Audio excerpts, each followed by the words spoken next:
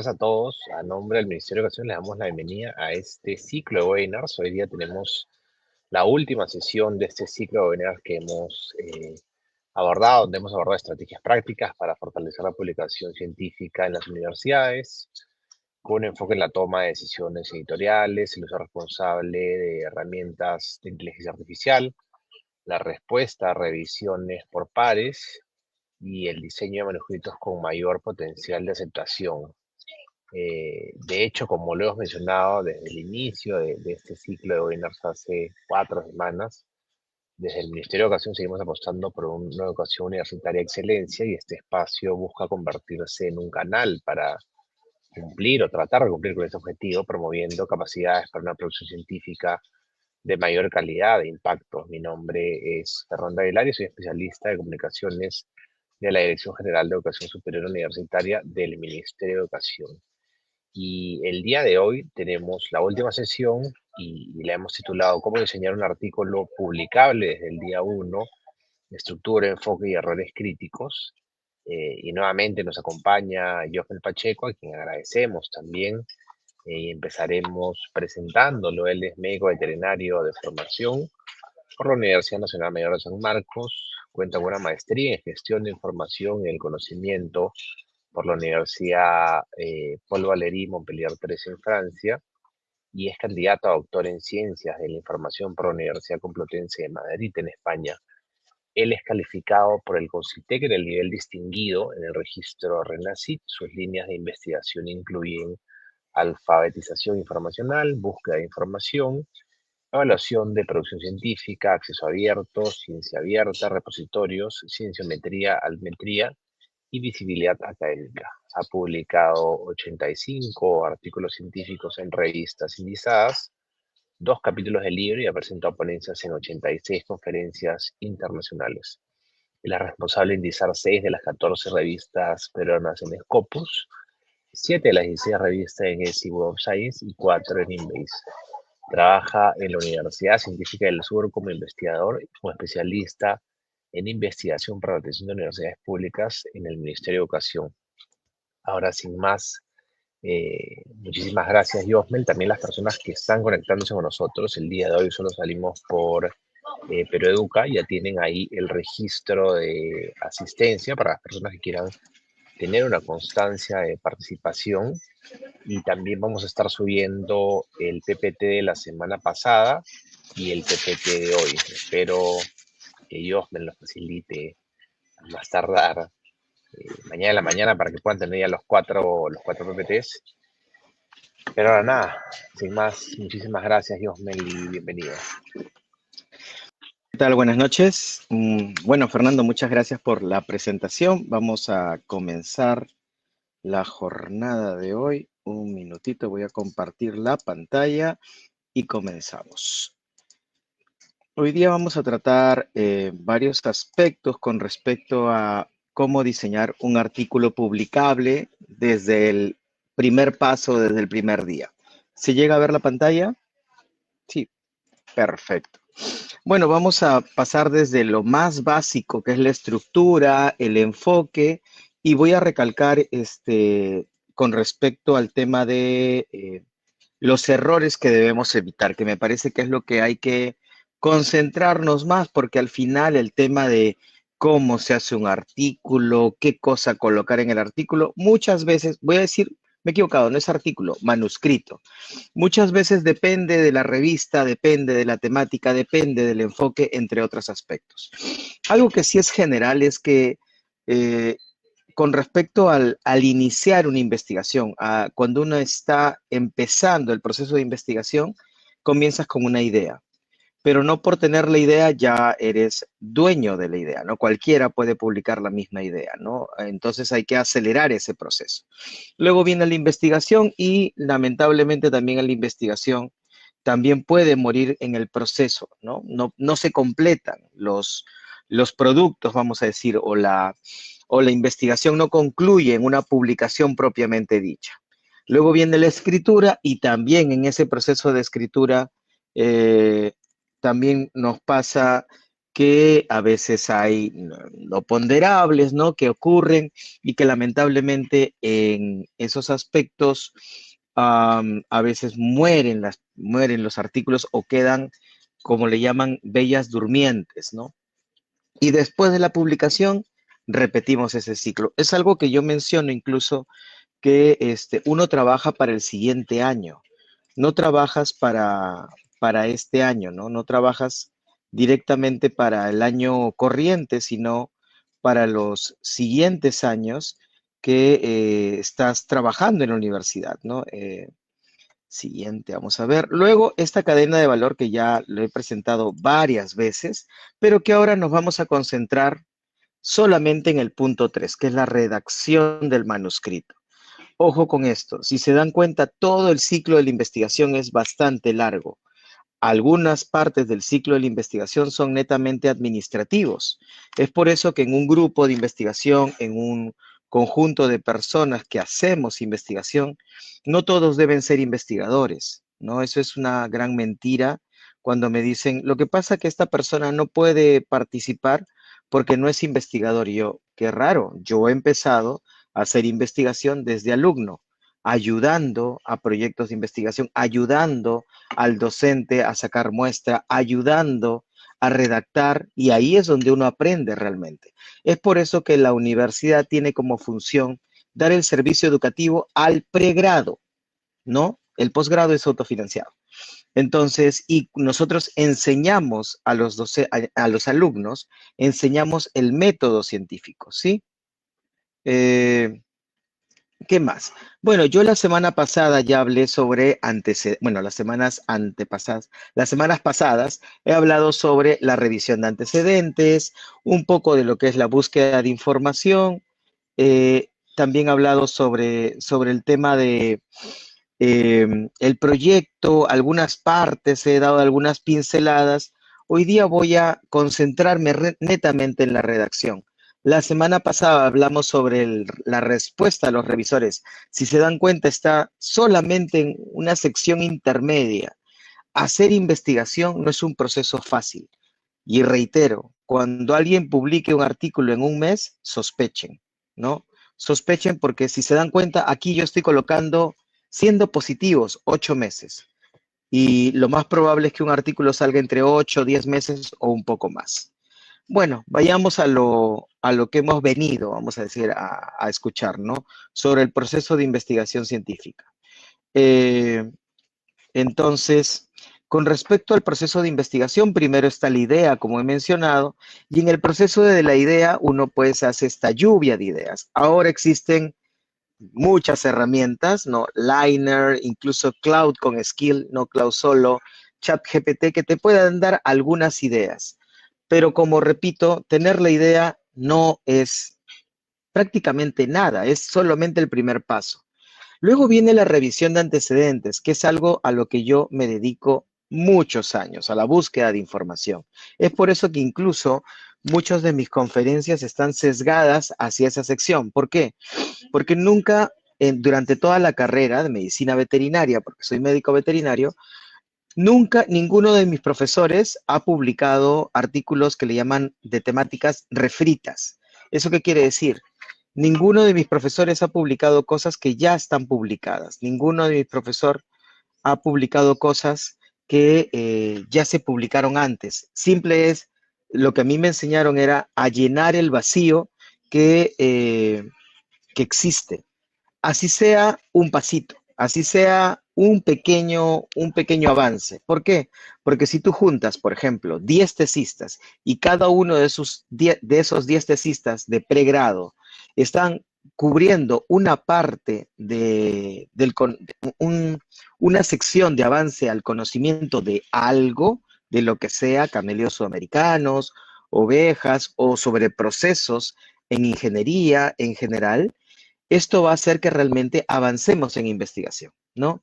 Y en algún momento, en el futuro, logremos hacer innovación, porque también he escuchado, ¿no? Pero yo puedo hacer innovación, nada te lo impide, pero claro, primero tienes que conocer del tema, primero tienes que investigar sobre un tema.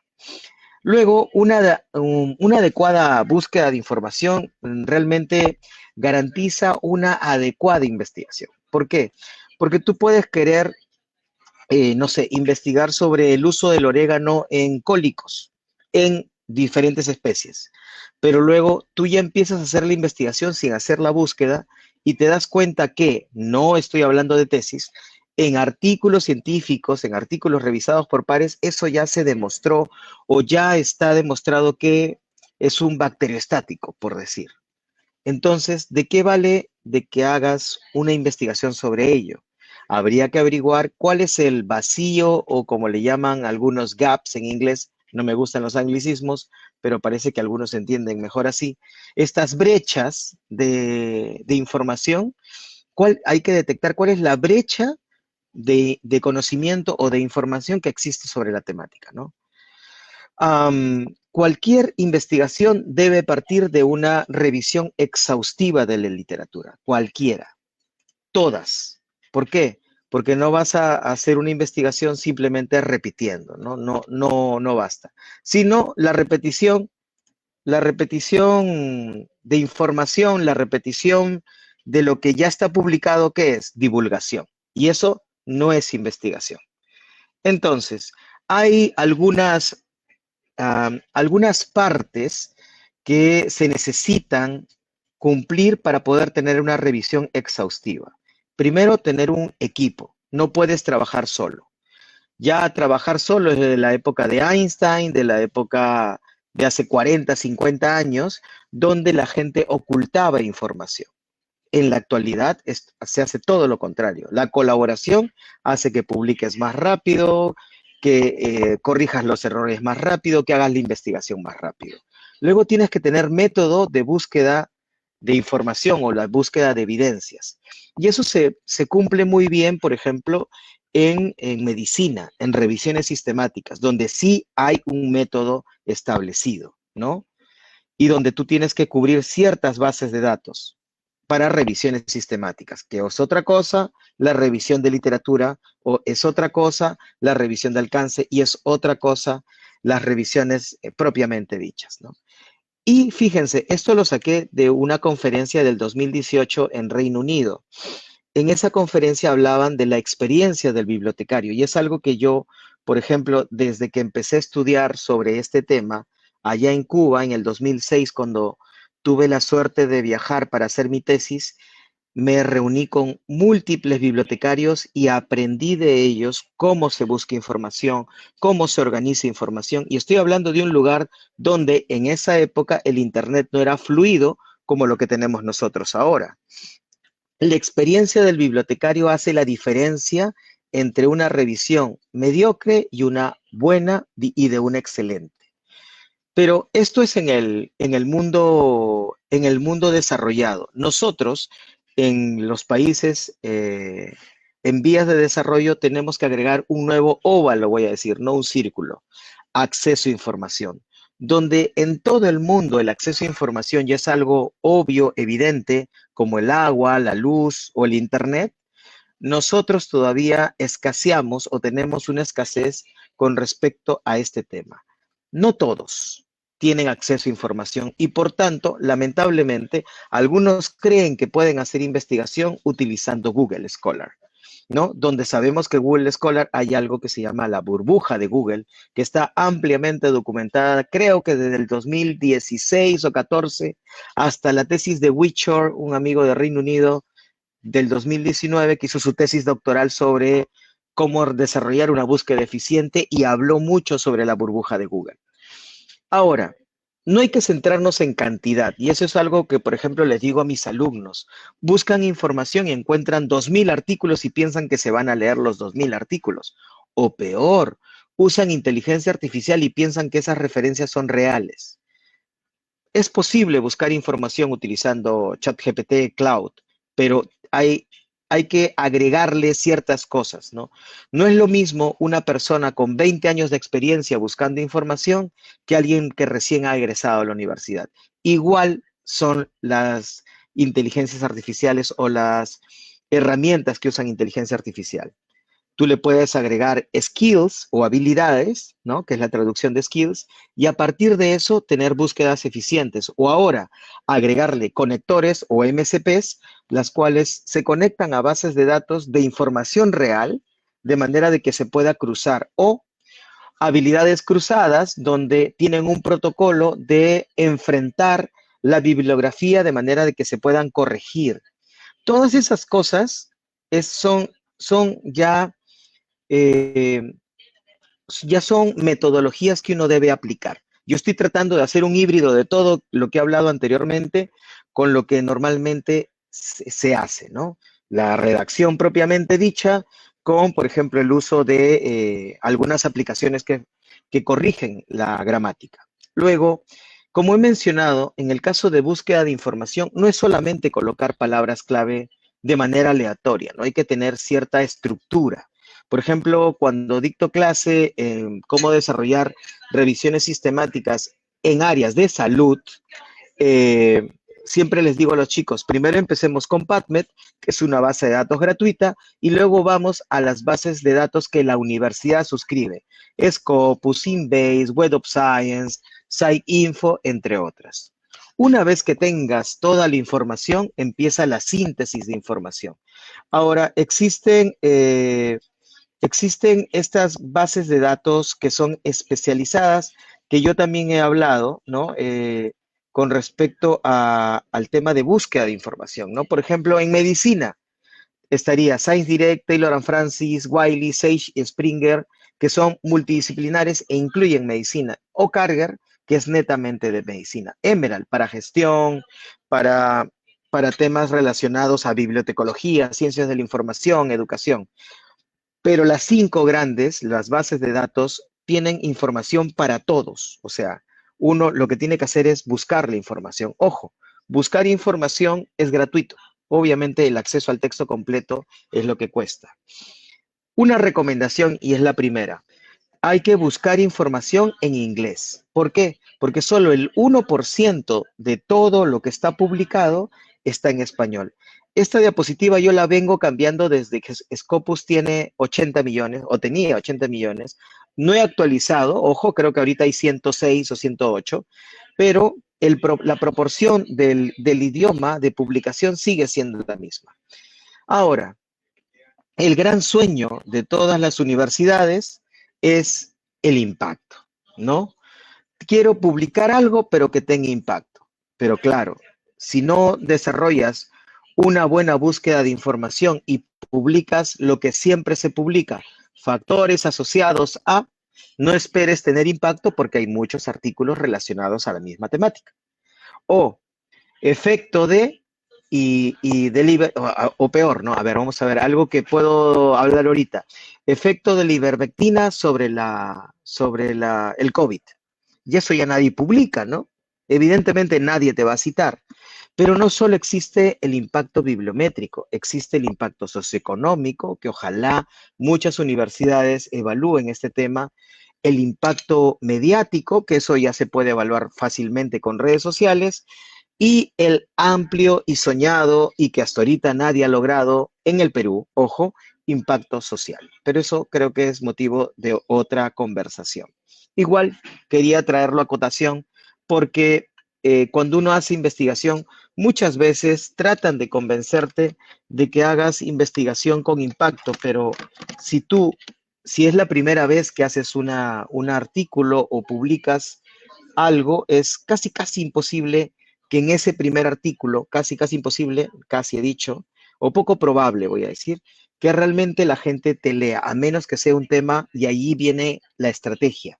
Tiene que ser un hot themes o una temática caliente, que le llaman en inglés, o que sea una temática mediática, o que sea coyuntural.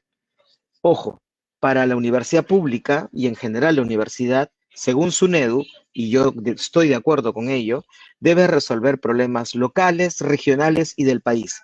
Por tanto, si vas a hacer una investigación y le perteneces a la universidad de una región, no puedes hacer investigación en Ornitorrinco. ¿Me gustaría hacer investigación en Ornitorrinco? Sí. Pero ¿en qué le ayuda al Perú? En nada, ¿no? ¿Por qué? Porque ornitorrinco no hay aquí, hay en Australia. o en nutrias, ¿no? Que no necesariamente es una prioridad del país. Importante, hay que ser preciso en el tipo de información que uno quiere buscar. No hay que dispersarse. Hay que seguir las instrucciones de la plataforma. Hay que usar palabras clave. Y si tienen ayuda de un bibliotecario, que les recomiende un tesauro. Aquí es donde viene el tecnicismo. Yo quiero investigar sobre, no sé, lo que estoy investigando ahora, ¿no? Factores que favorecen la producción científica en universidades. Ya está ampliamente documentado eso. Entonces, tengo que buscar cuál es esa brecha de información. Para eso tengo que primero leer. Primero se lee, se corrige la búsqueda y acá viene el tema de el uso de palabras clave. Y sobre todo algo, el uso del lenguaje booleano y también el tema de corrección de esas palabras, de esa fórmula, utilizando algunos artilugios como el truncamiento o como los comodines o como el uso de lenguaje booleano de proximidad, que solo funciona en algunas bases y tienen variantes, ¿no? Hay que tener en cuenta algo importante y hay que diferenciar y que no ni siquiera debería diferenciarlo porque es algo obvio. Un análisis bibliométrico es distinto a una revisión sistemática. O sea, es algo que también hay que tomar en cuenta porque un análisis bibliométrico es descriptivo y una revisión sistemática tiene una metodología para medicina, tiene una metodología que cumples un protocolo donde incluso haces revisión de contenido. O sea, el hacer la diferenciación a mí me parece incluso innecesaria, pero me parece que para algunos esto es necesario. Y ojo, no implica, la revisión de antecedentes no implica la rigurosidad de las búsquedas de documentos como en una revisión sistemática.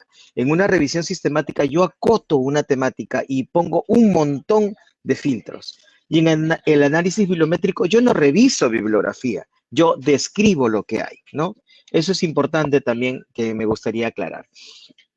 Lamentablemente mi amiga ha borrado su Twitter, pero yo todavía tengo la diapositiva donde se habla sobre la búsqueda mítica. He hablado y les digo, tengo un gran sesgo sobre esta temática porque para mí es un área muy importante. Si yo tengo una idea, lo primero que hago es buscar evidencia. Y la mayoría piensa que la evidencia es simplemente colocar las palabras clave, los conceptos, crear mi estrategia de búsqueda, revisar los resultados y voilà, tengo todo hecho, pero lamentablemente la vida no es tan simple, la vida es un conjunto de altibajos, o como decía por la época en que hacía mi tesis Ronan Keating, es un roller coaster, como una montaña rusa, no sé por qué me he acordado de eso ahorita, y en esta montaña rusa de buscar información, uno tiene que aprender de sus errores y volver a los orígenes, ¿no? Identificas conceptos, palabras claves, creas la estrategia de búsqueda, revisas los resultados, aprendes de tus errores, como dice en el último recuadro, y de alguna forma resuelves y vuelves a corregir la estrategia de búsqueda. Y ahí pongo por 5. ¿Por qué? Porque más o menos es la cantidad de veces que uno debe corregir su fórmula. Como les he mencionado en anteriores charlas, el verdadero poder ya no está en lo que sabes, o sea, ya no está en cuánto conoces de un tema, sino si sabes preguntar. Si aprendes a preguntar, las inteligencias artificiales te van a contestar de manera correcta. Si tú buscas información de manera genérica, la inteligencia artificial te va a corregir, te va a responder de manera genérica. Por eso, hace unos 5 meses se utilizaban prompts incluso muy elaborados y muy grandes, ¿no? Ahora los prompts sí se siguen utilizando hasta cierto punto, pero ahora ya hemos evolucionado hacia skills. Entonces tú le dices, activa un skill, o sea, tienes que saber a quién preguntar también y no solo cómo preguntar. Active el skill Research Development, una cosa así, sobre eh, sobre gestión de investigación en universidades. Entonces, tú puedes hacer una pregunta relativamente sencilla, pero ya no solo importa el cómo, sino importa al quién, como cuando antes tú preguntabas a los expertos, ¿no? Esta diapositiva, por ejemplo, he colocado todo lo necesario o todos los diferentes ejemplos eh, todos los lugares necesarios donde uno puede buscar información, incluidas las formas clásicas, las formas innovadoras y de acceso abierto y lo actual. Undermine, Perplexity, Liner, SiteSpace, Consensus y Asistente Site. No me pregunten cuánto dinero gasto en suscripciones porque voy a empezar a llorar por eso, porque realmente para estar en este mundo tienes que invertir bastante, yo digo eso, ¿no? Pero las versiones gratuitas también son posibles usarlas. Ahora, en investigación, tú descargas los PDFs, utilizas estas herramientas como Anara, Charlie, SciSummary, DocUA, SciSpace, y a partir de eso empiezas a escribir. Y mis diapositivas las he tenido que cambiar, como mencioné la vez pasada, y ahora ya no solo existe una alternativa para escribir. Está Jenny, Paper Guide, LinerWrite. Ya no existe una sola alternativa para revisión por pares previo. Ya ahora también Jenny lo hace, PaperCheck para tesis, y ya no existe una sola alternativa para corregir la gramática, algo que nosotros nos equivocamos mucho porque no somos angloparlantes, ¿no? No somos nativos de hablar inglés, por tanto la gramática en inglés va a fallar y para eso existen herramientas como Trinca. Tercera fase del proceso de investigación, la elaboración del protocolo, sobre todo en medicina, donde siempre se sugiere tomar como referencia los formatos institucionales de los proyectos de investigación. Importante esa parte porque por más que yo crea que sé hacer un proyecto, yo debo tomar el formato del proyecto 1, del ente financiador. Eso significa de quien me va a financiar la investigación. Ergo, no solo tengo financiamiento de mi universidad, que no está necesariamente obligada a financiar a todos, tengo miles de financiamientos, miles de fondos concursables externos, y no estoy hablando de Concitec. Concitec es un fondo concursable externo del Perú, pero existen miles, les digo, miles de fondos concursables externos donde uno puede postular y puede elaborar un proyecto. Errores críticos. La pregunta de investigación mal formulada, no es específica o no hay una brecha clara de literatura. Lo he puesto en inglés en cursiva, por si acaso, siguiendo las normas de la RAE. O ya fue respondida. Si la pregunta ya fue respondida, ¿para qué voy a volver a hacer lo mismo? Y lamentablemente la respuesta que me dan es que no se ha hecho en San Borja o que no se ha hecho en Chosica o no se ha desarrollado esto en Chihuahua, ¿no? Como ahorita me están escribiendo mis amigos de México, o no se ha hecho en Monterrey, por decir, ¿no? A mis amigos regios. Entonces, o el uso de estrategias, mal uso de estrategias Pico o Finder, no saber hacer revisiones sistemáticas o usar mal la metodología de revisiones sistemáticas Prisma, metodología no, guía. Prisma es prácticamente un pecado, ¿no? Diseño metodológico no publicable, muestra insuficiente. Si ustedes no saben estadística en modo semidios, es mejor que consulten a alguien que sí lo sabe, ¿no? Y eso, por ejemplo, en mi facultad, la Facultad de Medicina Veterinaria de San Marcos, había un laboratorio que incluso ayudaba o ayuda, entiendo, a todos los tesistas a corregir, ¿no? Eh, entonces, luego falta de grupo control, ¿no? Eso sí, eso también es importante cuando haces un experimento y piensas que probar un método sin control, piensas que ya estás haciendo ciencia, cuando eso se llama simplemente experiencia. Me resultó tomar juguito de quión para curarme del resfriado. ¿Me gusta? Sí. ¿Está probado? No sé, no he leído todavía. ¿Está probado que el vinagre de manzana disminuye la glucosa en sangre? Sí. Entonces, no solamente hablemos de experiencia, sino de investigación comprobada o probada, ¿no? Instrumentos sin validación. Eso también es importante. Hay muchos que tratan, ojo, que tratan de decir que sus instrumentos son válidos cuando los ha validado, por ejemplo, sus compañeros de clase o es parte de un trabajo de la universidad y no necesariamente están validados. Eso también hay que tomar en cuenta porque muchos cometen esos errores y lo he visto en muchos lugares, ¿ah? Por si acaso, no es algo que yo esté diciendo porque es lo que me parece, lo he notado y lamentablemente pasa mucho eso, ¿no? Otra cosa, la ejecución del trabajo, y acá viene el problema. Cuando ejecutan un trabajo de investigación hay que lidiar con muchos imprevistos, ¿no? A veces hay algunos tesistas que abandonan la tesis o ganan becas y se van a estudiar el doctorado a Noruega, no sé, y lamentablemente hay que, pues, tratar de resolver ese tema. ¿Qué más? La obtención y discusión de resultados a veces no es lo idóneo o no es la idónea y es un gran problema porque depende mucho también de la bibliografía que tú tienes disponible para poder hacer la discusión. Y aquí viene un problemita. Eh, Acá viene un problemita. Mucha gente desarrollan investigación con discusiones poco revisadas o medianamente revisadas. Y eso es una de las causas por las cuales tu documento, monografía, no, disculpen, monografía no, propuesta de investigación termina siendo rechazada. He tratado de suavizar el mensaje, por si acaso. Ojo, una vez que tengas la investigación, puedes sustentar, ¿no?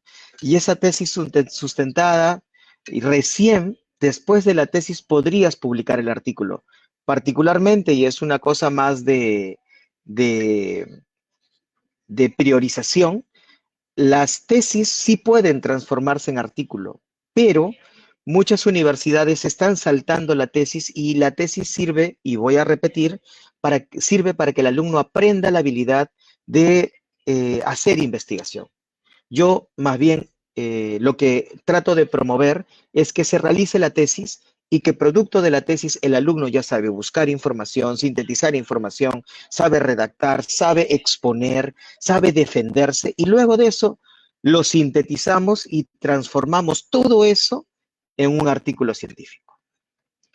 Ahora viene recién, después de todo lo que he hablado, vamos a hablar un poquito del artículo. Hemos culminado una investigación con el mayor rigor, con la corrección de mis profesores, obteniendo resultados esperados y queremos publicar esos resultados en forma de artículo.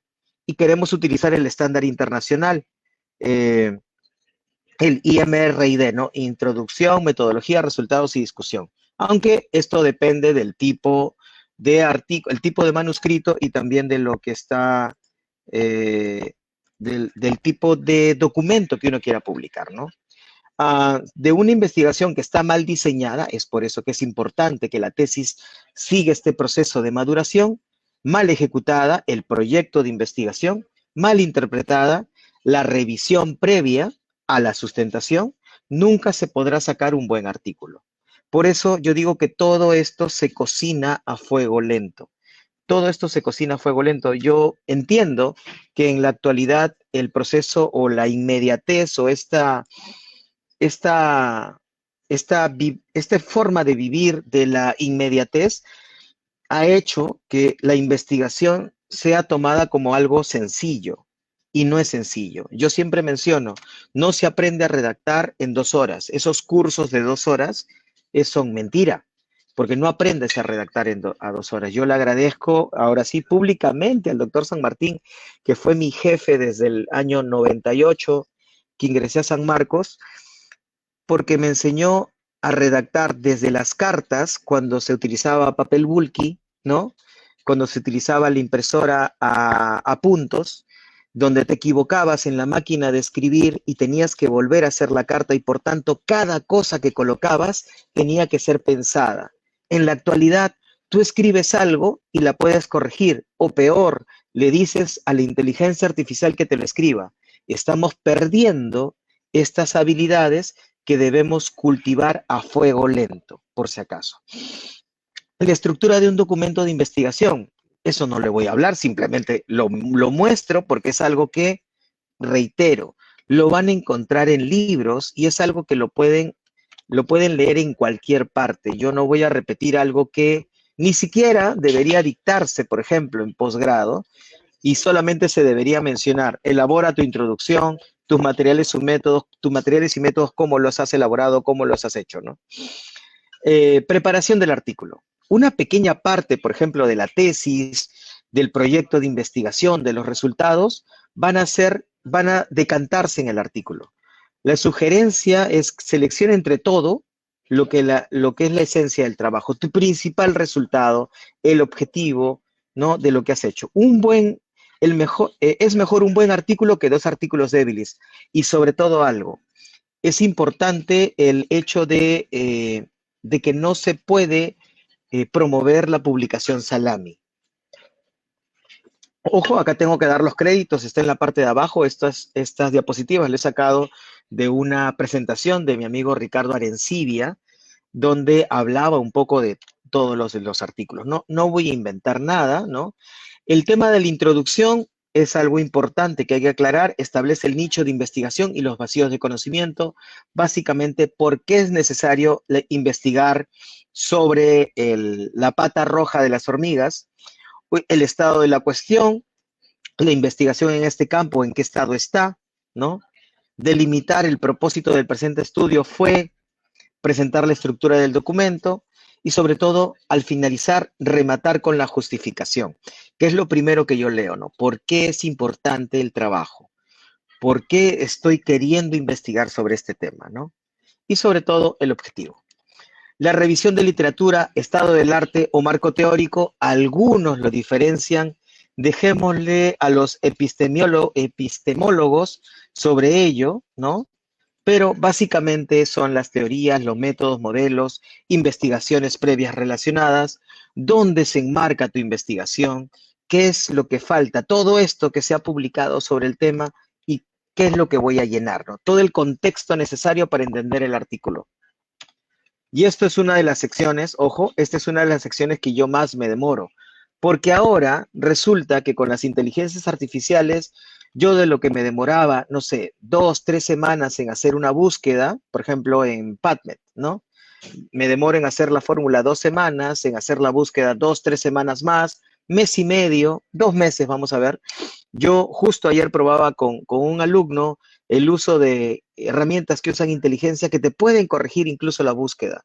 El uso de bases de datos como Inbase, que también te corrigen y te hacen la búsqueda con simplemente la idea. Entonces ya el tema de buscar información no es que se ha vuelto más fácil. Ahora haces la búsqueda del modo habitual, pero tienes obligatoriamente que utilizar herramientas para corregir ciertas talas. Metodología, no voy a repetir lo que ya saben todos desde pregrado. Preguntas de investigación, la hipótesis, objetivos, epistemología, lo que les gusta a algunos, el tipo de investigación y métodos. Eso es en pregrado, en tesis, ¿no? En un artículo nadie te pone el tipo de investigación, no se pide, ¿no? Los resultados y discusión, aquí sí hay que tomarle mucha importancia. Los resultados, hay que presentar los resultados muy bien de los datos recabados, el uso de tablas y gráficos, cuadros y figuras, dependiendo cómo lo obtengan las revistas, identificación de tendencias y sobre todo algo en la discusión, contrastación con antecedentes. Es por eso que yo menciono que la búsqueda de antecedentes a mí me demora más tiempo, porque cuando yo obtengo los resultados y hago la discusión, lo único que hago es una actualización. O sea, genero una alerta en Scopus o Web of Science, actualizo la alerta y veo cuáles son los últimos artículos que han salido para contrastar por si acaso haya tenido un artículo que haya perdido, ¿no? Sobre todo eso, la discusión es una de las secciones más importantes. Aquí iba a poner a mi perrita, se me coló el conejito, no quise cambiar. Pero entonces, en conclusiones, hay que resumir los resultados más importantes, ¿no? Responder cada uno de los objetivos que por algo los he colocado y señala la utilidad de la investigación. ¿Para qué es o por qué es importante esto que estoy publicando, esto que he encontrado para otros investigadores? El balance, como he mencionado, para mí, por ejemplo, el tema de discusión, bueno, eso dice la teoría también, la discusión es una de las secciones que yo leo primero en un artículo y los resultados, obviamente, ¿no? consejos a tener en cuenta como para poder ayudarlos. Las figuras y las tablas o los gráficos y cuadros deben ser autoexplicativos y eso ya lo saben ustedes, ¿no? Los elementos visuales de alta calidad ahora te piden incluso en alta resolución. Y en la actualidad se utiliza mucho los Visual Abstract, por si acaso. Y eso ahora con Notebook LM, con Cloud, con ChatGPT, con Gemini, con Banana 2, lo pueden hacer. Que promueva o no este tipo de prácticas, eso depende de dónde voy a publicar. Lean las instrucciones para autores. Por favor, dentro de las preguntas, no mencionen, usted promueve que se hagan los gráficos con inteligencia artificial. No necesariamente, pero por ejemplo para clases, pero hay herramientas especializadas ahora que hacen este tipo de gráficos, diagramas o figuras, ¿no? Um, Importante con los datos estadísticos, siempre hay que asesorarse con algunos expertos, sobre todo cómo representar ciertas tendencias. Eh, con cómo representar los gráficos. También hay que hacer un consenso. Justo ayer hablaba un poco con el tema del concilio de revisores, un consenso de cómo deben ir los gráficos o qué gráficos deben ir, porque recuerden, en un artículo el autor corresponsal no es el único que debe estar en el envío al momento del envío. Yo, por ejemplo, tengo costumbre de tener videollamadas con todos los autores, incluso cuando he tenido artículos de más de 10 autores y de todo el mundo, tratamos de estar todos al momento del envío, porque a veces hay un datito que se ha pasado, un ORCID, la afiliación la traducen, entonces obviamente la afiliación de una universidad peruana no debe colocarse en inglés porque si no se crearía una nueva ficha, ¿no? Como he mencionado, estos elementos visuales como los Visual Abstract antes eran innovadores, ahora son bastante comunes y las revistas lo piden. Las tablas y los cuadros, no voy a repetir, pero tienen que estar bien diseñadas, tienen que ser autoexplicativas. Las figuras tienen que estar en alta resolución, tienen que tener datos suficientes, también tienen que ser explicativos, autoexplicativos, tienen que apoyar lo que está dentro del texto, y al igual que las tablas o los cuadros, dependiendo cómo les digan, todas las figuras deben tener un título o leyenda claro y conciso. No puede ser simplemente colocar. Agradecimientos o acknowledgement en inglés se presentan después de las secciones discusión y conclusiones.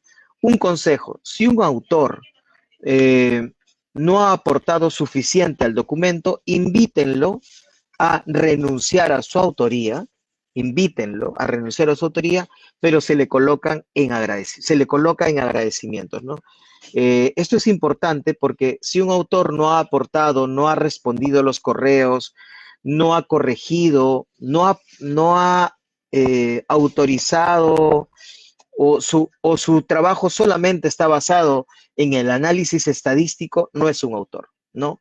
Los autores tienen que tener aporte sustancial o al menos haber aportado al manuscrito, ¿no? Pero tranquilamente puede estar en agradecimientos, ¿no? Una sugerencia, hay que reconocer siempre el aporte de las personas, así como me agradecieron a mí en su momento del hacer un gráfico en un artículo en el 99, igualito, ¿no? Ya yo salgo en un agradecimiento y yo ahí aprendí qué es ser un autor. No es simplemente hacer un gráfico, aportar en la estadística o decir está bien. No. Ser autor significa, entre otras cosas, ser responsable de lo que dice el documento. La declaración de conflictos de interés es algo importante también, sobre todo cuando te financian. Si Pfizer te está financiando sobre una vacuna, hay que declararlo, ¿no? La bibliografía siempre debe estar perfectamente citada. Recomendación, llamen a un bibliotecario para que verifique su bibliografía o también, aparte, usen un gestor de referencias para poder apoyarse en ello, ¿no? No hay un número correcto de referencias, eso es mentira, depende del tipo documental, depende de la revista, depende del área. No es posible comparar medicina con ingeniería, con ciencias sociales. Y no es posible comparar un artículo, una revisión, una carta al editor o una editorial que no es revisada por pares, al igual que la carta al editor, ¿no? Utilice siempre un gestor de referencias. Cualquier gestor de referencias es bueno, todos hacen lo mismo, ¿no? Um, el estilo de escritura científica debe transmitir información con la mayor claridad. No hay que ser ambiguo, ¿no? No hay que utilizar este lenguaje florido, y muchas veces este lenguaje demasiado florido hace que te tengas una mala calificación o te rechacen desde el editor.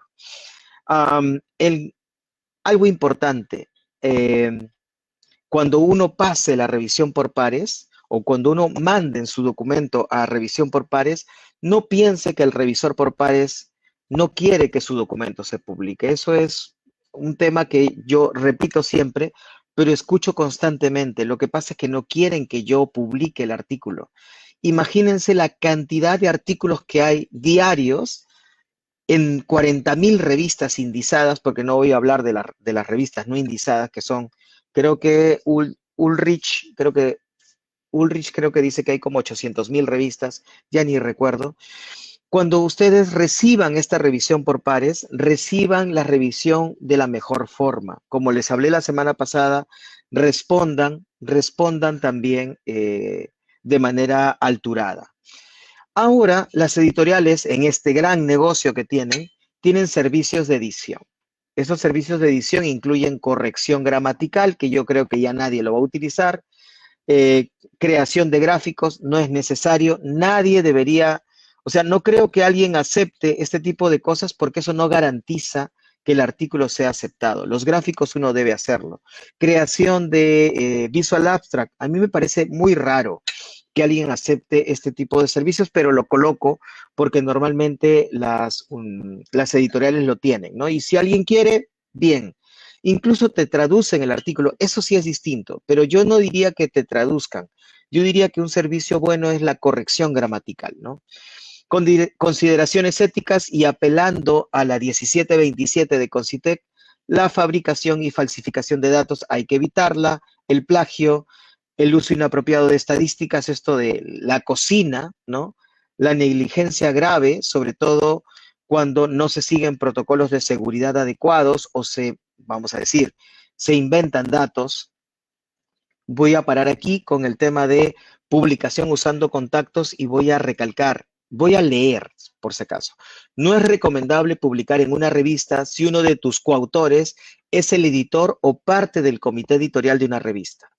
Voy a colocar negrita, puede, posiblemente, presuntamente, interpretarse que hubo influencia política o influencia de cualquier tipo, aparte de la endogenia. Si un editor publica dentro de su revista, es endogamia editorial o endogenia, como se le conoce, ¿no? Uno del comité editorial publica en su propia revista.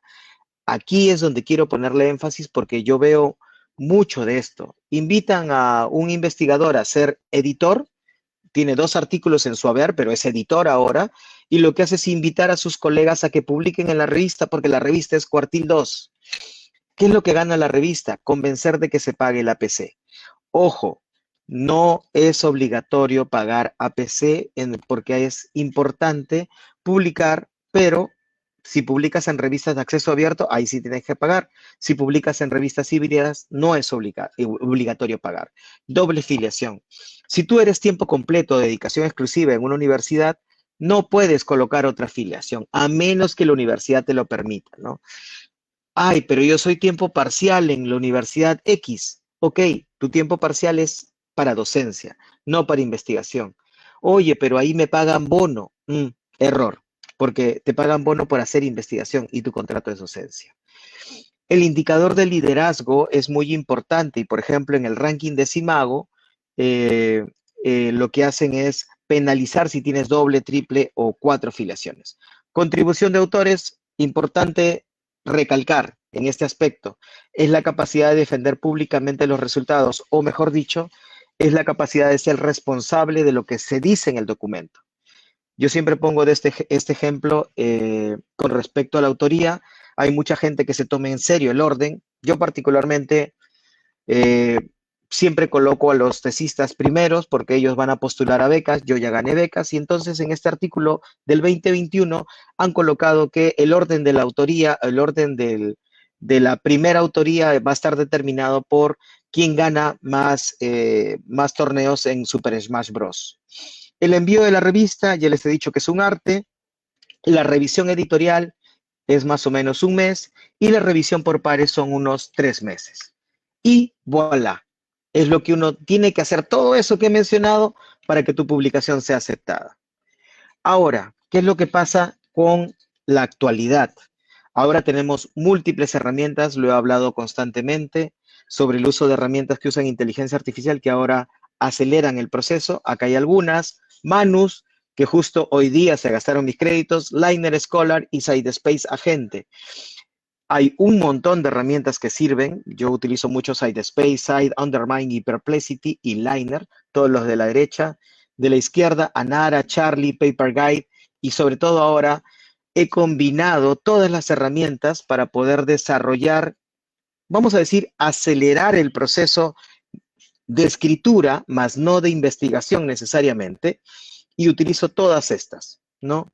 Gemini, por ejemplo, he tenido la suerte de que por tener un correo .edu me daba gratuito el uso de Gemini, nadie paga, creo, Google, pero hay otras herramientas que uno puede utilizar la versión gratuita y usarla tranquilamente. Jenny, por ejemplo, te da 2000 palabras al día. Paper Guide, que ahorita está en la versión, ya no beta, creo, de Writer, y hoy día justo le estaba probando. Y, por ejemplo, aquí está Paper Guide. Uno puede subir su borrador y puedes corregir la gramática, puedes citar, puedes pedir que busque citas, incluso puedes pedir que te revise el documento. Puedes decirle que me busque referencias solamente de los últimos 5 años en formato APA y en español. Eso es lo que me gusta de Paper Guide, que piensa en los latinos o no, los no angloparlantes. Jenny, en la actualidad, ahora tiene varios servicios de revisión dentro de su servicio que está la confianza de afirmaciones. Lo que hace es revisar las afirmaciones y contrastarlas con las referencias. Revisión por pares, que es algo que yo promuevo y porque aumenta la posibilidad de que acepten tu artículo, no una revisión por pares previa. El tono de voz, acuérdense que los artículos tienen que estar en tercera persona impersonal, ¿no? El presente documento, el presente trabajo, la presente investigación y entre otras cosas. Y estaba probando Liner Write, donde yo le digo, por ejemplo, que me genere un documento borrador y me lo genera con referencias. Evidentemente, no estoy promoviendo de que ya no se escriba, todo lo contrario, lo que hay que hacer es utilizar estos borradores de esqueleto para poder colocar nuestra cosecha, nuestra revisión y poder redactar. Después de redactar, hay que de alguna forma revisar y pasarlo por diferentes herramientas. Para terminar, como mencioné, ya no podemos hacer investigación como antes. Yo, por ejemplo, Cloud, ahorita justo estaba recibiendo algunos mensajitos de mis amigos de México y yo estoy utilizando mucho Cloud realmente, pero ya no solamente como pregunta, como ChatGPT, sino que le he insertado. Ayer hice la cuenta, bueno, hoy día actualicé 40 skills de investigación y todos los conectores para búsqueda de información. Consensus en versión Pro, obviamente. PubMed, que es gratuita, Scholar Gateway y Site, que tengo también la versión que te puede cruzar información. Las diferentes habilidades pueden ayudarte a todas las fases del proceso de escritura, desde la ideación, búsqueda de información, diseño metodológico, análisis de resultados, incluso la redacción y mejora del manuscrito, verificación y auditoría pre-envío. ¿Se acuerdan de la revisión por pares previa? También lo puedes hacer en Cloud. Yo lo hago en Liner, lo hago en SideSpace. Y sobre todo el envío y respuesta de revisores que hablamos la semana pasada, el rebuttal, ¿no? Todo esto se puede hacer no simplemente porque le pregunto a Cloud, sino que le agrego habilidades. ¿Se acuerdan de Matrix cuando Neo se conectaba a un cable atrás y aprendía taekwondo, karate, kung fu, jiu-jitsu en nada? Más o menos es eso. Uno inserta habilidades rápidamente y entonces es como si le estuvieras consultando a un experto en cierta área. Para terminar, errores críticos. Eh, Hay que evitar errores críticos en la investigación. Pregunta de investigación vaga. Búsqueda bibliográfica insuficiente y sesgada. Solo he buscado tesis. No, eso es para tesis de pregrado. ¿Correcto? Sí. Para artículos, no. No verificar la brecha real de literatura. Solo busqué en Cielo o peor. Hice una búsqueda en Google Scholar. Mal, ¿no? Citar manuscritos retractados. Eso, por ejemplo, se corrige con trinca, ¿no? En redacción, el abstract o el resumen no refleja el contenido real. Hay abstract que muchas veces son bonitos, muy maquillados, pero lamentablemente no son reales, ¿no? Eliminar frases de novedad en ediciones menores, ¿no? O peor, utilizas herramientas que usan inteligencia artificial y no redactas bien y obviamente es fácil darse cuenta, ¿no? Uso incorrecto de tiempos verbales, eso es fácil de corregir con trinca, me olvidé el nombre de, Liner o de Jenny, por ejemplo, ¿no? Y señales de escritura generada con IA sin revisar, ¿no? Si quieres, puede hacerte un resumen de lo siguiente, ¿no? Integridad, citas fabricadas. Ahora puedes revisar con site.ai las citas fabricadas o contrastar, ¿no? Con consensus. Citas huérfanas, citas algo y no lo colocas en las referencias. Um, no verificar los supuestos estadísticos. Reitero, hay que siempre tener la ayuda de alguien de estadística, alguien experto en el tema. Por ejemplo, con Site uno puede hacer la verificación de referencias de citas alucinadas, como le llaman, yo le cito citas mentirosas. Luego, en las figuras y tablas no concuerdan con el texto, colocas un gráfico de barras y en realidad era un gráfico de doble entrada. Tablas con líneas verticales, incorrecto en APA, eso bueno, eso lo revisa, por ejemplo, un bibliotecario. Figuras que dependen de solo del color, hay que tener figuras autoexplicativas, ¿no? Y resolución insuficiente. Todas las revistas te piden figuras en alta resolución. Revisión por pares anticipada con Liner, con Sitespace, anonimización incompleta, ojo, importante. Respuesta a los revisores, esto ya lo hablé la semana pasada, y bueno, en la finalización del envío, omitir declaraciones de la revista. Por ejemplo, a mí me ha pasado que me faltaron algunos datos y he tenido que llamar, por eso siempre es bueno tener una videollamada con todos, porque hay que verificar algunas partes, ¿no? La aprobación ética siempre debe tenerse, ojo, al menos la carta de la universidad donde dice eso, ¿no? Para finalizar, proyecciones futuras estará intrínsecamente ligado al desarrollo de la IA. No podemos seguir haciendo investigación como siempre. Hay que desarrollar nuevas competencias. Es por eso que yo durante estos 3 años que realmente he empezado no a conocer, pero a utilizar con mayor énfasis la inteligencia artificial, incluso ahora tengo que alfabetizar, ¿no?, a colegas sobre el uso de herramientas. No podemos quedarnos con lo que hacíamos antes. Ya no es correcto.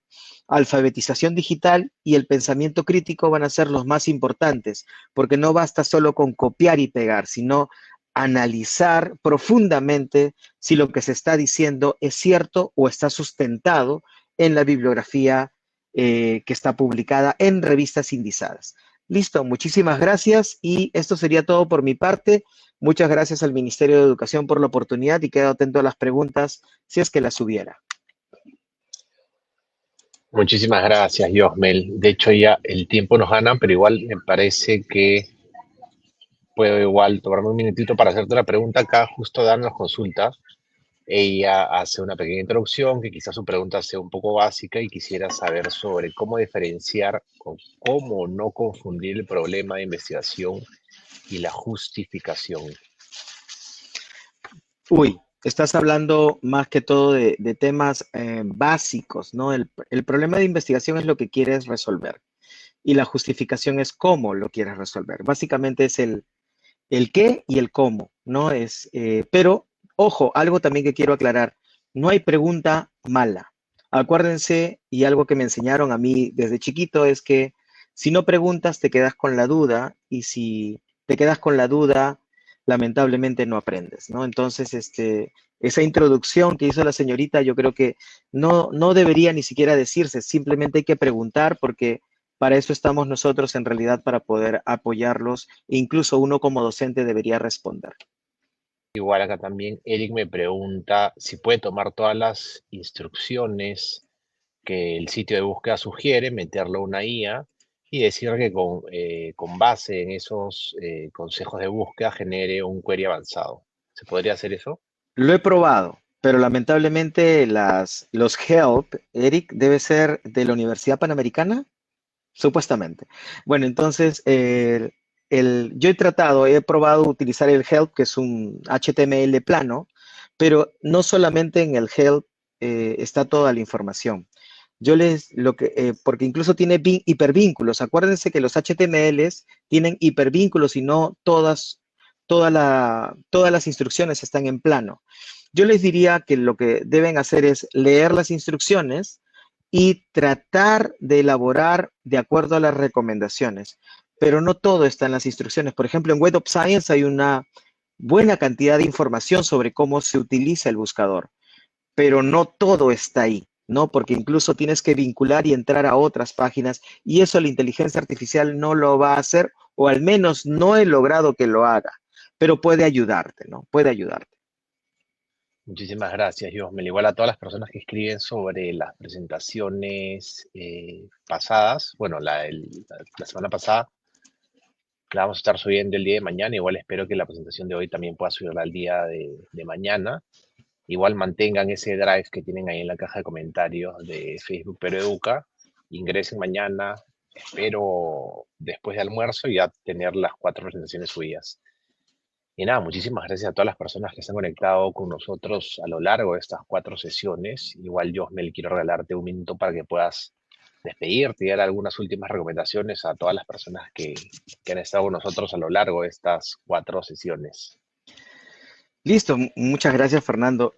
Bueno, para culminar, en realidad, para modo de resumir, el proceso de investigación, y ya lo vengo repitiendo varias veces, no es un proceso que está quieto, ¿no? Hemos pasado, todos aquellos que hemos eh, pasado de lo analógico, lo digital, la nube, igual la investigación ha, ha pasado por un proceso de evolución y no podemos quedarnos en el pasado. Actualmente, y veo algunas preguntas, por ejemplo, antes se contrataban muchas personas para corrección de estilo. Ahora incluso Cloud se conecta a Word y puede corregirte el estilo, puede corregirte la gramática. La estadística, necesitas una persona, sí, a alguien que sea experto en el tema, pero también tienes Julius para corregirte algunas secciones. A lo que voy es de que vamos a tener que combinar en este proceso de transición de lo clásico a lo actual, voy a decir, porque ya no voy a decir moderno, del uso de la inteligencia en todas las secciones de la investigación, tanto de la investigación formativa, que son las tesis de pregrado, como la investigación propiamente dicha, que son los proyectos y artículos científicos. No hay que prohibir el uso, porque sabemos históricamente que todo aquello que ha sido prohibido se hace peor, ¿no? Desde las distintas revoluciones. Entonces, lo que tenemos que hacer en las universidades es promover su uso, pero ético, promover el uso íntegro de estas herramientas, de manera de que el alumno aprenda de que no tiene que ocultar las cosas, sino que tiene que mostrar lo que ha hecho y cuál es la habilidad que ha logrado a partir de todo este proceso. Muchísimas gracias, Josmel. Gracias a todas las personas que se conectaron con nosotros. Igual todavía tienen abierto el link de registro de asistencia para las personas que quieran obtener una constancia de participación. Y nada, muchísimas gracias y buenas noches con todos y todas las personas que van a seguir viendo este material. Muchísimas gracias. Nos vemos.